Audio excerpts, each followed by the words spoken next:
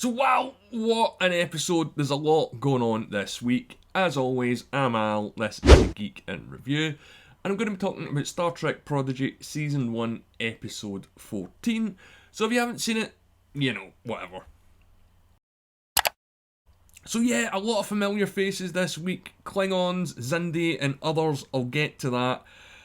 And yeah, like I said, so much happening, and I did feel a little underwhelmed with the stuff on the planet at first in the big meet-up between Janeway and the gang. All the chase stuff kicked off, I was back into the episode, and my god, what a show this is. And the pace is absolutely fantastic as always. And there's a great chase scene. And yeah, let's say there's a lot going on, so we get a few more answers and a few more questions. And I really like this one, so let's get to it. So yeah, the episode picks up the Dauntless and the Diviner, and he's still on the mend, God bless him. And my god, how good does he look in that tight shirt? The guy is totally ripped. Do you think he's a skinny old man, but MCU muscle going on under there? And Janeway's still looking for the crewman from the comms relay, and the Diviner's memories coming back. So yeah, let's say it's all going to come to a head at some point. Meanwhile, the gang is trying to deal with the weapon on board and Murph's changes, which, if you follow me on Twitter, you know I sort of get into, but I'm going to get to that later on. And the crew's decided to abandon ship as they can't contact Starfleet with it. And yeah, that makes sense to me. I love when they cut the crew off from the resources. It adds a sort of another element and a threat to the episode that it doesn't usually have. But couldn't they have, ditched the ship on a nicer planet? I don't know. But yeah, the point of this is there's a port there, so they need a ship to get them back to Federation space. And this is where it gets a bit Luke and Obi-Wan at the bar, because the space scoundrel himself pops up again. And it's Captain O'Connor from, well, you know where, and if you don't, it's an old TNG episode, but he's popping up all the time these days. So how did this human end up here, and where exactly is here? He says he's only got a Warp 4 ship, which isn't fast, so again, where is this in relation to Earth? We see Xindi and Klingons there as well, so it's got to be pretty close to some of the areas that we're familiar with. And then, this is where the episode heats up as the real Janeway arrives at the same planet as the gang. First of all, I love the away team outfits that Janeway's crew are wearing. Man, how good would that look in live action? But yeah, anyway, the gang meets Janeway, well, not all of them at once, and the meeting doesn't exactly go well, at least for one of the group, Jankum, because Tellarites be Tellarites, if you know what they're like. And when they realise the Diviner's on board the Dauntless, things really step up in pace. Janeway, again the real one, and Dal meet, and he's a little overwhelmed, and he talks about his desire to join Starfleet rather than try and explain what's going on with the Protostar, which, is the ship that Janeway is looking for. And for a minute, that didn't make sense to me. The episode kind of filled it in later on, because the entire first season has been leading up to this, and I don't know what I was expecting, but it wasn't this. Also, Admiral Janeway's a little bit harder around the edges than I was expecting. She uses the word savages to describe the people that have taken the Protostar, and yeah, she's quoting that Denobulan officer, but still, I don't think the real Janeway would use that word, or not the real Janeway, but the Voyager Janeway. And although she's been told that they did destroy the relay station, I thought she'd investigate it and question it a little bit more. She doesn't really seem too concerned about the Protostar initially, and Rock Talk even brings it up that they should have opened up and told Janeway exactly what happened rather than get into the situation that they're in. But then the episode sort of brings you back in, at least for me, and it does sort of make sense as they don't want Starfleet to find the Protostar with a weapon on board. So it all pans out logically, I guess, and hell man, it's a lot better than Picard and Discovery are doing these days, so it works for me. Oh, and also O'Connor stows away and is stuck with the crew, and I love the chase scene here, going all through the mountains and the snow. Yes, it's a bit Star Wars-y, but no, I don't care.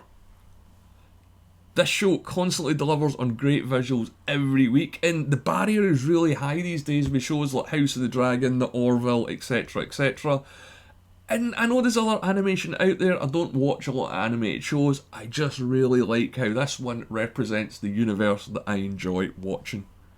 And speaking of enjoying watching, leave a like on the video if you are. If you aren't, you know, just leave a comment, tell me why you didn't like it. It's perfectly fine. So the gang are on the run from Janeway again and again. The real Janeway. That's not again, but if you've seen the episode, you know what I mean. So they're taking one step forward and one step back.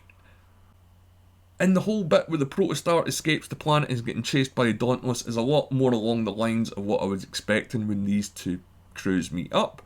So the chase is on and the gang can't answer the Dauntless's hail without infecting the ship. And Murph's hatched with arms and legs, and yeah, I know I said I'll get to the Murph thing later on, and I will, just trust me, don't worry about it. But yeah, the chase scene when they were in high warp, again, looked absolutely brilliant, and I loved it on my mark, ready, go fast. And once they manage to get knocked out of warp before they can do a proto jump, they do sort of end up in a familiar place, which is the neutral zone. So, are we going to get Romulans this season? And hologram Janeway informs the gang that this is a place that they shouldn't be because obviously it can cause conflict with Romulans. So they know that Starfleet will be a bit reluctant to chase them and decide to proceed into the neutral zone. And before they can get very further, yeah, we do get Romulans with warbirds and threats and intimidations. And Janeway has got a bit of a dilemma on her hands because, you know, she's not supposed to go into the neutral zone and her first officer points this out and there's about to be a huge conflict before the Romulans stop this on board, which is obviously going to lead to another huge conflict. So, yeah, I keep saying it, a lot going on here. The big meet-ups finally happened, sort of. The Diviner's memories finally coming back, sort of. O'Connor is now a member of the Protostar crew, sort of. And Janeway, again, real one, has a decision to make. Does she enter the neutral zone and cause conflict with Romulans, or does she let the Protostar go? And yeah, I think this is an unexpected great turn for this season, that the crew are going to head into the neutral zone, and we might finally see some of the Romulan Empire, which, quite frankly, in 60 years, we've hardly seen any of it at all, outside of those two unification episodes. And Star Trek does like using the Romulans, that's been used a lot in the live action ones, and it's nice that they're getting a little bit of animated time. And again, this can all add to canon. Oh, and the Murph thing. So, yeah, if you follow me on Twitter, and it is Al at the Geeks Reviews, if Twitter's still there, you know what's going on with Twitter at the moment, man. If you don't, oh, good for you. So I did post on Twitter, as I said, that I thought Murph would become the same species as Dal, or they would evolve, or essentially that they are the same species and Murph is just a younger version. And while we didn't exactly get that in this episode, the showrunner for Prodigy, Aaron Waltke, don't know if I'm saying that right, did like the tweet. So I guess that Murph is going to be looking a little bit more like Dal in the episodes to come. But as always, we're going to have to wait and see. But what did you guys think of this episode? I loved it. Again, the way that this show uses Trek canon and introduces things, and it doesn't really go on a nostalgia trip. It's just that these characters and species exist in the show because they exist in the universe.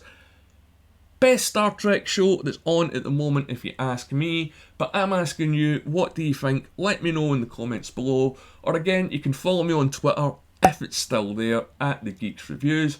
If you made it this far, please leave a like and subscribe to the channel because I'm going to be posting more content, and thanks for watching.